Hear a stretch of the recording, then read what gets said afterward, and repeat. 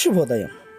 Global బెతేనియా Calvary ministry తరపున ఈ ఉదయకాల సమయంలో మరొకసారి మీ అందరితో కలుసుకొని దేవుని యొక్క పరిశుద్ధమైన మాటలు ధ్యానించటకును దేవుడు నాకు ఇచ్చిన మధురమైన అవకాశంను బట్టి దేవునికి ప్రత్యేకమైన వందనాలు తెలియచేసుకుంటూ ఉన్నాను. ఈరోజు కూడా పరిశుద్ధమైన వేద గ్రంథంలో నుండి మరొక చక్కటి మాటను చదువుకుందాం. యెషయా గ్రంథము 43వ అధ్యాయము 12వ వచనము నేను చదువుతున్నాను, దయచేసి గమనించమని ప్రభు పేరిట మనవి చేస్తున్నాను. యెషయా గ్రంథము 43వ అధ్యాయము 12వ వచనము. ప్రకటించువాడును నేనే, రక్షించువాడును నేనే, దాన్ని గ్రహింపజేసిన వాడును నేనే. ఏ అన్య దేవతయు మీలో నుండి ఉండలేదు. నేనే దేవుడను, మీరే నాకు సాక్షులు. ఇదే యెహోవా వాక్కు. దేవునికి మహిమ కలుగునుగాక. ఎంత గొప్ప మాట ప్రియులారా!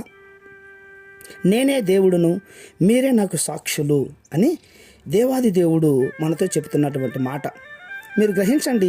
ఈ లోకంలో దేవుని బిడ్డలమైనటువంటి మనలను దేవుడు ఎందుకు సృజించాడు అంటే ఆయన బిడ్డలుగా బ్రతుకుతున్నటువంటి వారమైన మనము ఆయనకు సాక్షులుగా బ్రతకాలి అని కోరుకుంటూ ఉన్నాడు.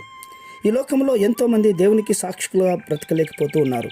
అయితే దేవాది దేవుడు స్పష్టంగా చెబుతూ ఉన్నాడు, ఏంటంటే నేను మీకు దేవుడను, మీరు నాకు సాక్షులు.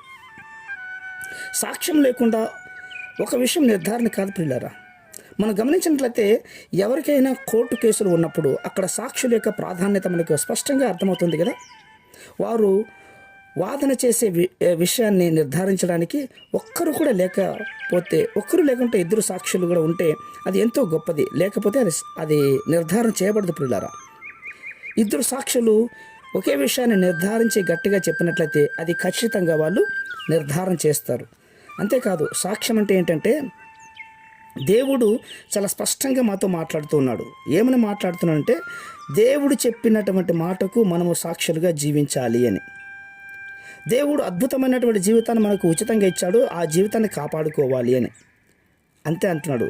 1 యోహాను 1:1 ఆది నుండి ఏది ఉండెనో, మేము ఏది వింటమో, కన్నులారా ఏది చూచితమో, ఏది నిదానించి కనుగొంటమో, మా చేతులు దేనిని తాకి చూసానో దానిని మీకు చేస్తున్నాను అంటున్నాడు భక్తుడైన పౌలు గారు. నిజంగా ఏది కన్నులారా చూశాడో, ఏది తాకి చూశారో దానికి సాక్ష్యం ఇస్తూ ఉన్నాడు. చూచింది వినింది నిర్ధారించి చెప్పడానికి ఆయన రుజువు చేస్తూ ఉన్నాడు ప్రియులారా. ఇట్టి సాక్ష్యాన్ని మనము కూడా కలిగి ఉండాలి అని దేవుడు కోరుకుంటున్నాడు. అవును, అంత్యకాల దినములలో ఉన్నటువంటి వారమైన మనము అనేక మందికి నిజమైన దేవుడు యేసుక్రీస్తు అని, యేసుక్రీస్తు ద్వారా సృష్టింపబడిన వారమైన మనం దేవుని బిడ్డలమని నిర్ధారించుకొని మన యొక్క సాక్షి జీవితాన్ని బట్టి దేవుడు ఉన్నాడు అని మన ద్వారా దేవునికి అనేక మందికి పరిచయం చేస్తాం. అదే సాక్షి. అట్టి సాక్షి మనందరి జీవితంలో దేవుడు అనుగ్రహించి కాపాడునుగాక. పరలోకమందు ఉన్నటువంటి మా ప్రియ పరలోకపు తండ్రి, భూమి ఆకాశములను మీ చేత పనులను మేము నమ్ముచున్నాం.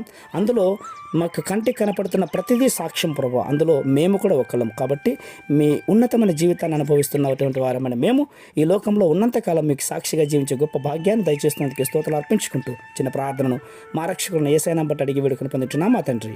ఆమేన్, ఆమేన్, ఆమేన్.